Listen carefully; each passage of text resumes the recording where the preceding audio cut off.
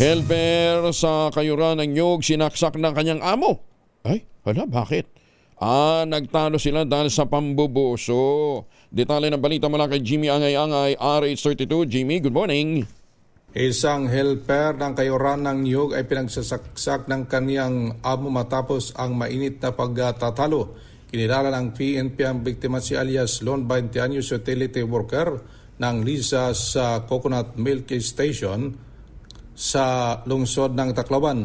Nakilala naman ang suspect si alias Ray, 60 anyos, negosyante, residente sa naturang syudad. Nangyari ang insidente alas 9:30 ng gabi sa Barangay 37 Reclamation Area. Sa investigasyon ng PNP, nagkaroon ng mainit pagtatalang biktima at suspect matapos magtuhan ang suspect na nambubuso sa mga babaeng nagtatrabaho sa naturang Kayuran ng Nyug na naliligo. Nakatakbo ang biktima para mingin ng tulong sa kapulisan na may tama ng saksak sa katawan.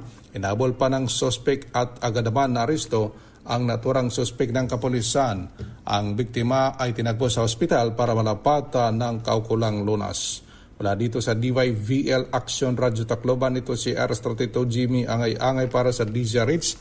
Una sa Pilipinas, una sa Pilipino. Daghang salamat, Jimmy.